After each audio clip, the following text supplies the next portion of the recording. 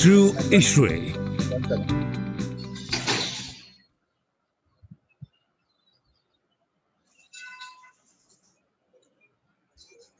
Okay, good evening, everyone.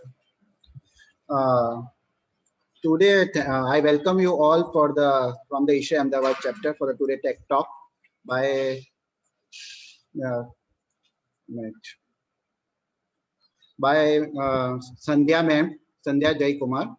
Basically, she is an academician and she is a mentor at State University as for a master student.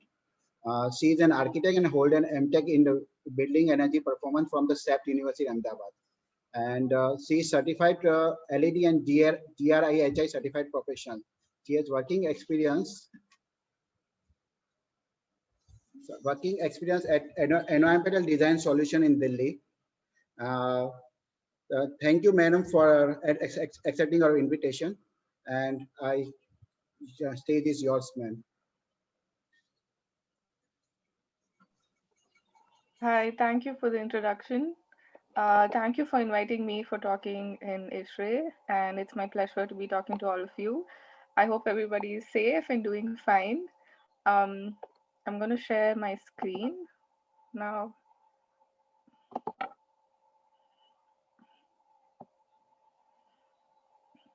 Yeah, can you all see my screen? Yes, Sandhya. Yeah, okay, good. So I'm going to be talking about outdoor comfort today.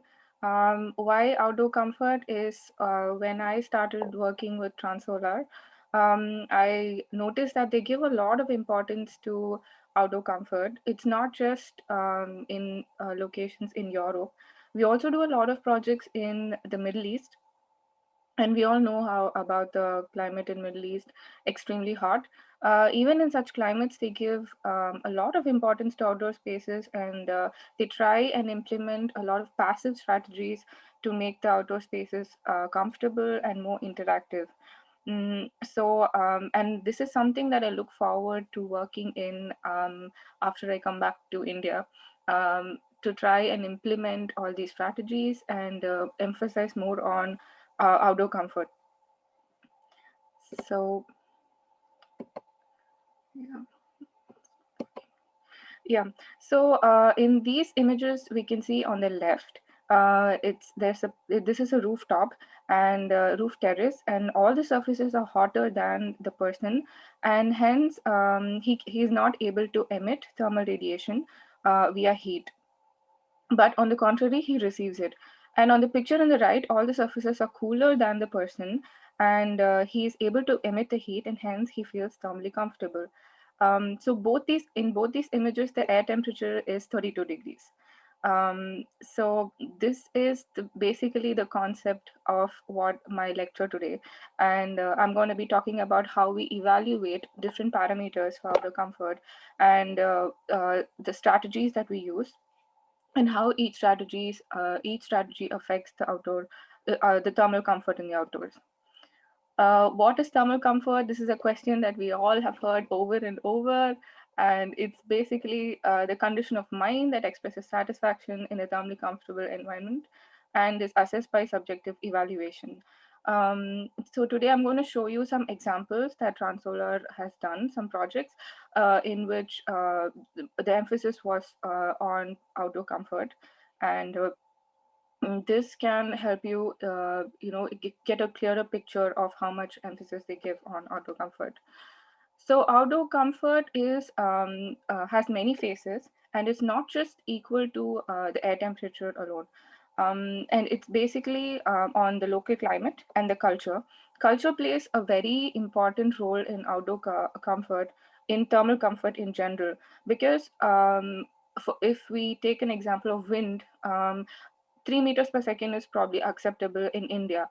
But in Europe, it's too much. Even in the summers, even when the temperature is like 25 or 27, which gets like maximum in Germany, 3 meters per second will not be accepted. The sound, the wind on their face is completely not acceptable. So in Saudi Arabia, maybe a shade is thermally comfortable, but in Munich, it's basically sun. when the sun is out, everybody's out in the scorching sun. So so culture has to be considered when we talk about thermal comfort. So some of the principles, important principles that we consider while talking about thermal comfort are elevated airspeed, adiabatic cooling, in which we look at air temperature and humidity, sky cooling, shading, and surface temperatures when we analyze mean radiant temperature, MRT. We're going to talk about mean radiant temperature a lot. So the unit that we use for outdoor comfort is UTCI. It's Universal Thermal Climate Index. They have a online calculator about in which we can estimate the UTCI.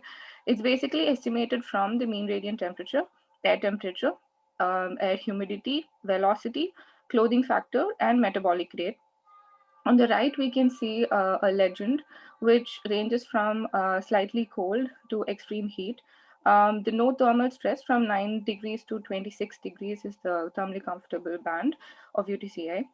Anything above that, moderate heat stress, strong heat stress, very strong heat stress, and extremely heat stress are extremely uncomfortable. And anything below 9 degrees is too cold. So this is an example of how the parameters affect the UTCI scale. So this is a condition in which the air temperature is 30 degrees and the humidity is absolute humidity 17.2, and the mean radiant temperature MRT is 50 degrees, and there is no wind velocity, and the person is exposed to the sun. So at this point, the UTCI is 37. In the next case, we have the same parameters, but with shading. And the air temperature and the humidity remains the same, but the UTCI, the MRT changes and because of the shading. And the UTCI definitely comes down to 33.2 just by providing shading, and everything is the same conditions. And the third condition is with shading and with slight breeze. All the parameters remain the same. The air temperature, humidity, and the mean radiant temperature remains the same. And still the UTCI comes down to 29.3. And the fourth parameter is with dry mist. So I'm going to talk more about dry mist. So by introducing dry mist along with shade, completely brings down the UTCI to like 25.3, and it falls in the thermally comfortable range. So these are the different steps in which we estimate outdoor comfort. And in the last case, we were able to reduce the air temperature, and the UTCI comes down and it falls in the comfort temperature. So this is where the mechanism of different systems come into the picture. How innovative we can get in bringing down the temperature and the UTCI by using not active measures, maximum using the passive measures. So this is how we work with different projects. So I'm going to show you the first two different projects. The first one is the Singapore Zoo, and so this is I will show you the climate so that you can get a basic understanding of how the climate in Singapore is. The absolute humidity falls between 15 to 20 grams per kilogram. The comfortable range is like 13 to 15 is acceptable. So basically the humidity is way higher than the comfort range, and the temperature is from 25 to 33, which is also higher than the comfort range. So when we plot all the 365 days on psychometry, this is a plot, and basically all the 365 days is plotted with the ambient temperature and humidity ratio. And when we look at the UTCI, if it falls under the comfort zone or not, basically this red band is warm, is above 32 degree centigrade UTCI. This condition is again without shade, without wind, and when a person is exposed to direct sunlight. So this all the 365 days fall in the uncomfortable range according to UTCI.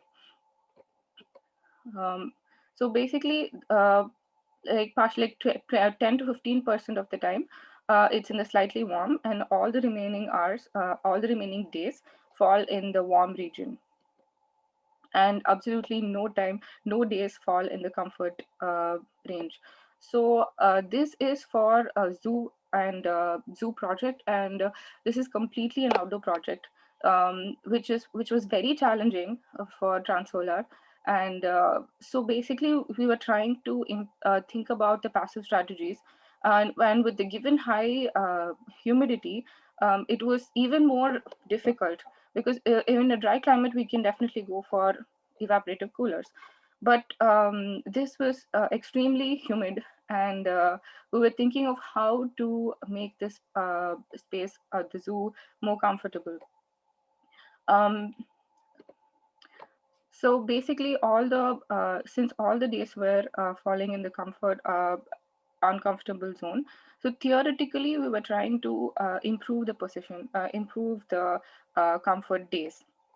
So when we ran few simulations and we introduced wind, at least like 40% of the time fell in the comfort zone, and still we were left with like 60% of the time, and we were still thinking of what to do. And then we tried evaporative cooling.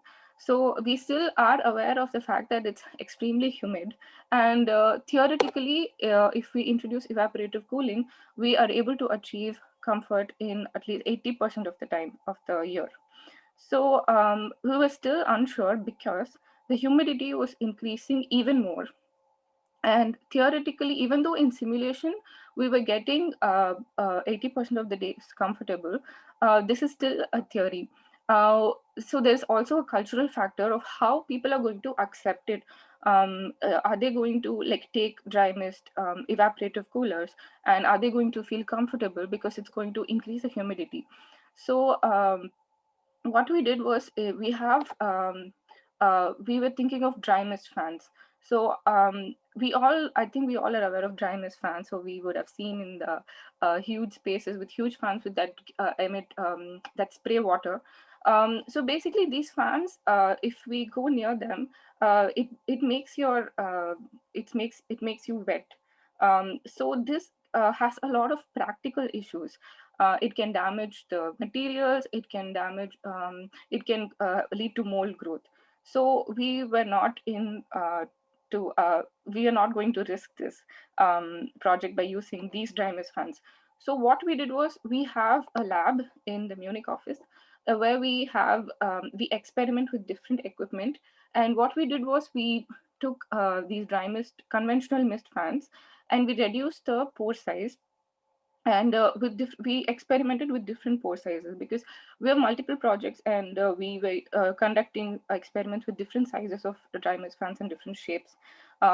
So for this project we were using circular one, and we reduced the pore size, and by doing so when we go near the dry mist fan, like 0.5 meters, we were not, because of the really tiny pore, and we were not, our hands were not getting wet if we just keep it there for a few seconds.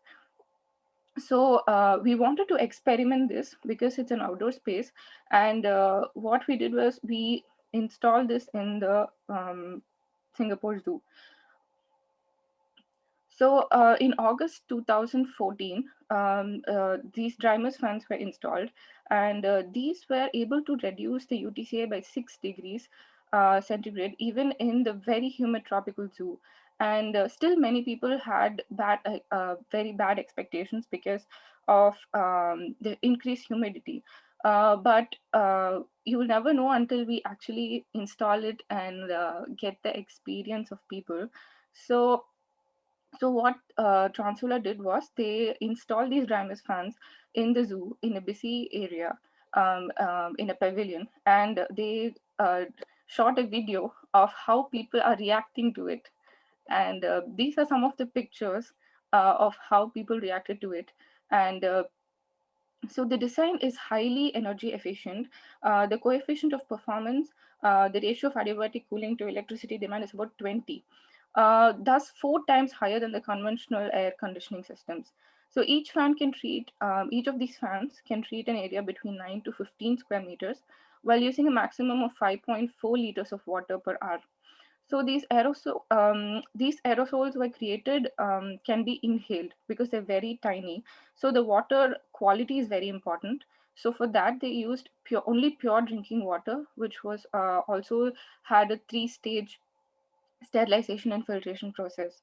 So this low technology and low energy solution has the potential to improve the public spaces.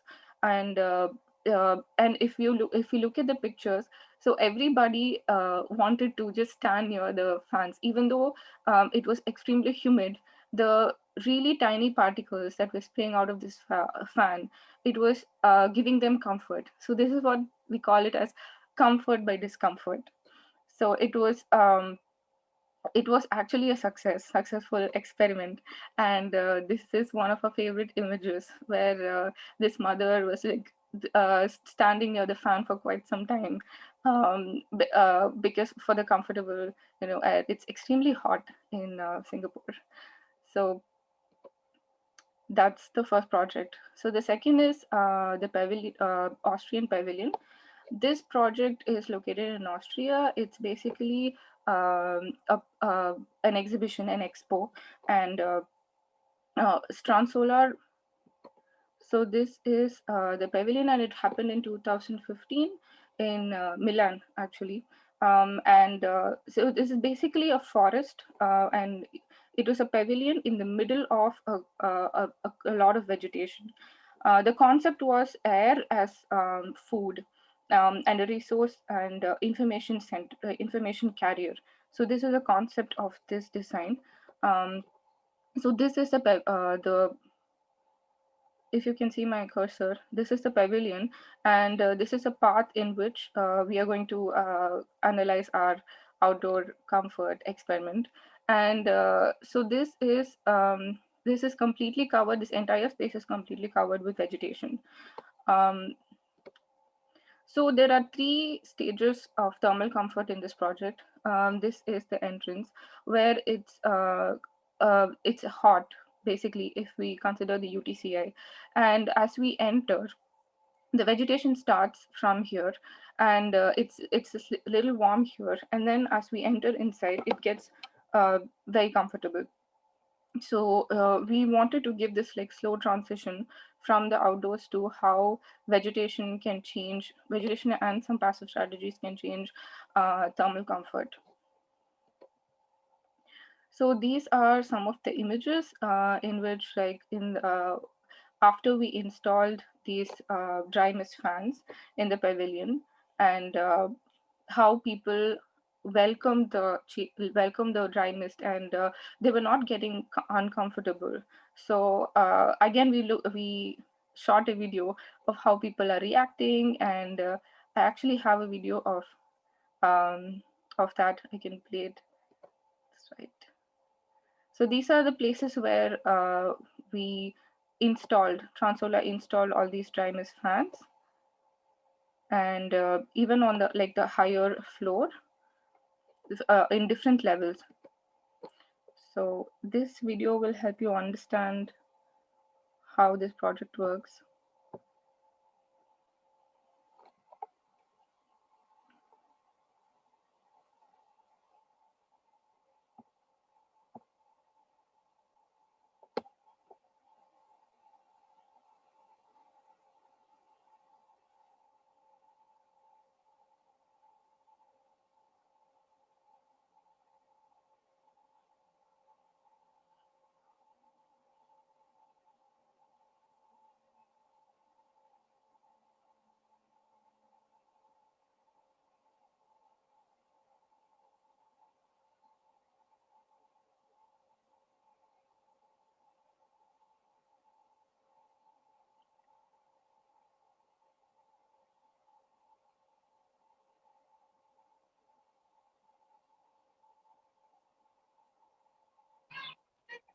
I'm sorry to interrupt, Sandhya, but the audio isn't playing. Is there some audio?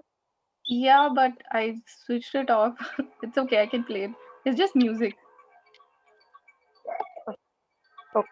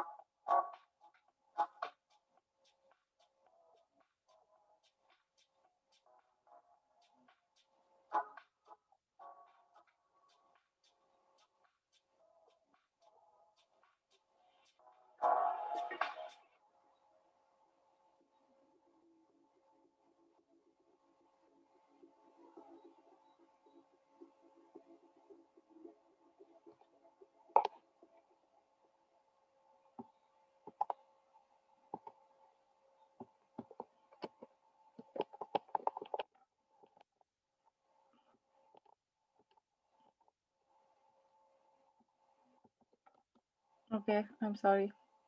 It's just lagging.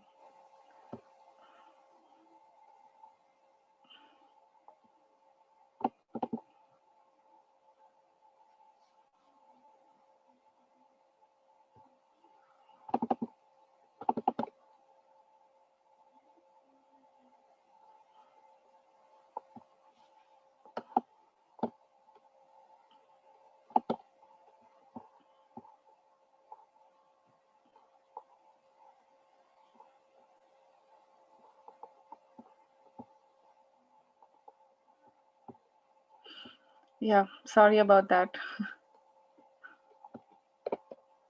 Yeah, so these are the predictions we showed in the this is actually a competition project, and these are the predictions that we showed in different like from how we enter from outside and in different levels and how the UTCI changes. And so like in the first, like in the entrance, so this is the UTCI range. So it was basic UTCI was basically 36.2 in the outdoors, and the air temperature was 34. Relative humidity was 44%, and mean radiant temperature was 38.4, with a wind speed of 0.3. The second condition was with the humidity of 50%. So this still we have evaporative coolers, that is the Dryness fans, but not as often as the indoor spaces. This is still the transition space where the air temperature is 32, relative humidity is 50, and the mean radiant is 32. So here the UTCI is 33.4, and in the in the inside pavilion, the UTCI is 27.8. This in this case the air temperature is 27. The relative humidity is 74, which is pretty high, and the mean radiant temperature is 34.3 with the wind speed of 2.6. So this is how the pavilion was each the transition of the pavilion was designed. We adjusted the software and we could so that we could get a closer prediction of the reality. So these are the different measures where we did measurements in July and in April, and this is how the UTCI reduced. And in July it was like 36.2, and we could reduce it to 27. And in April it was 27, and we could reduce it to 17.4, which is 10.4 degrees of UTCI. So this is again the vegetation is always a better barrier, and it definitely behaves better when we talk about outdoor comfort, and actually much better even than the technical solutions. So this is what we were trying to emphasize in this project, how along with vegetation, how our passive strategies could improve the thermal comfort. So this was the concept behind this competition, and how we were trying to prove how we were thermally comfortable in this scenario. Mhm. So this is the again the thermal image of the Austrian Pavilion, and how along with the vegetation and with the expo building, still we were able to achieve a good comfortable mean radiant temperature. So the next example is the Arabian outdoor comfort. So as I told you, also work on a lot of uh, Middle East projects, look in the Middle East. And so how, with the given extreme temperatures, how we achieve outdoor comfort. Shading plays a major role in outdoor comfort, especially in places like the Middle East.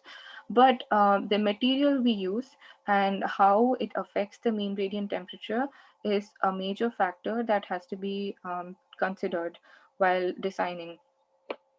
So this is again a project for Middle East, in which we had this extremely large pavilion, and it has to be an outdoor space. That's a client requirement.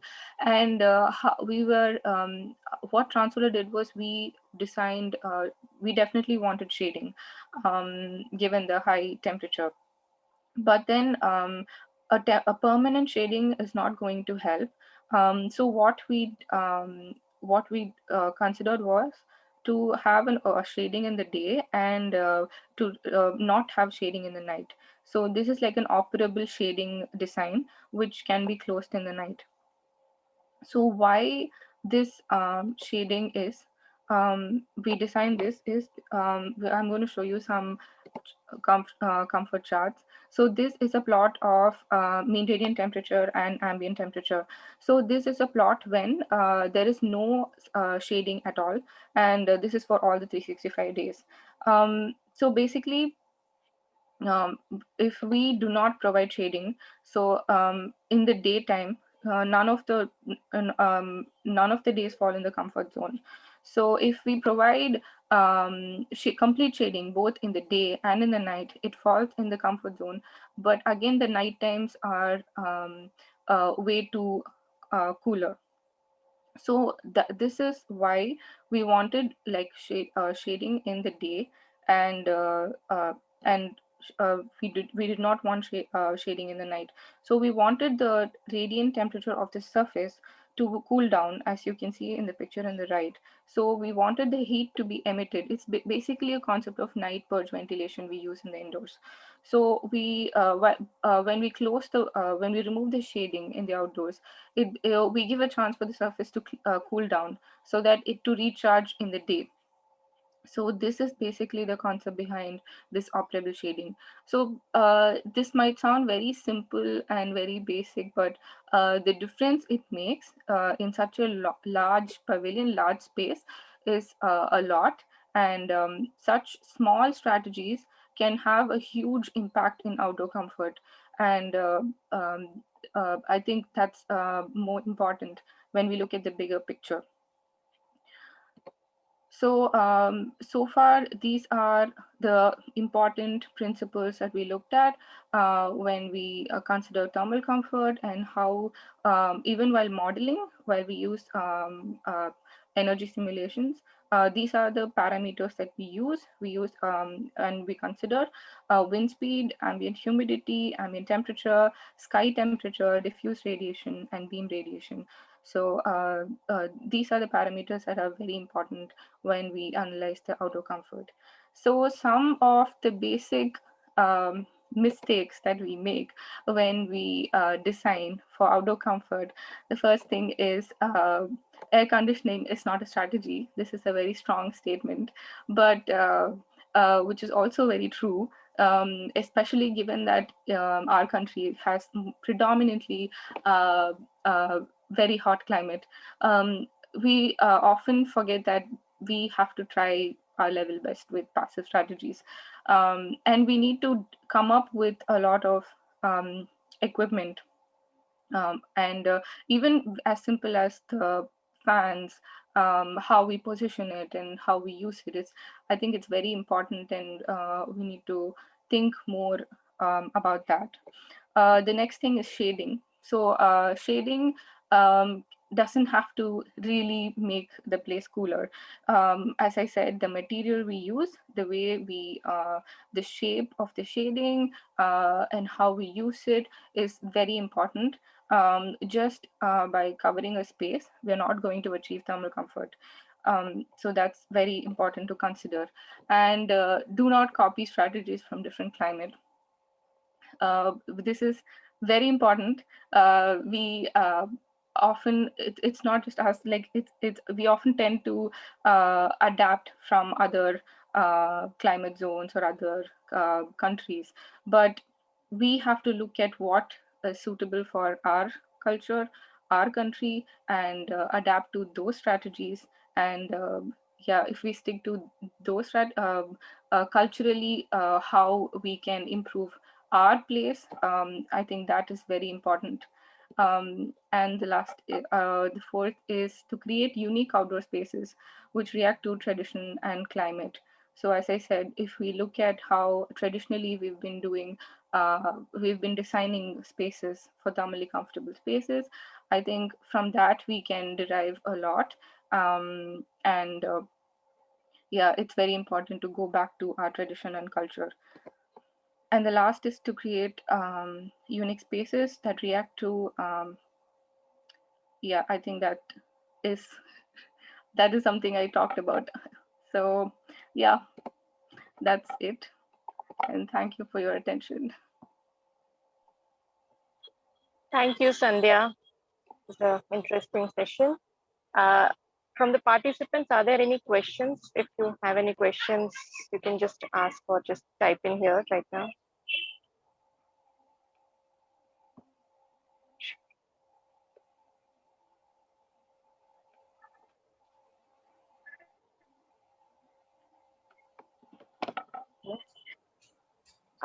I can't see any questions here. Rajendra bhai, are there any questions? No, ma'am, there's no question. Okay. Everybody understood it, I think so. Yeah, I think it was a very basic but a very important topic which we have learned a bit about today. I think here in India or anywhere else in the world, we all like to spend time outdoors, and but it is limited to certain areas or certain seasons of the years when it's comfortable. So it was great to see how we can condition those spaces also to have comfort conditions for better usage.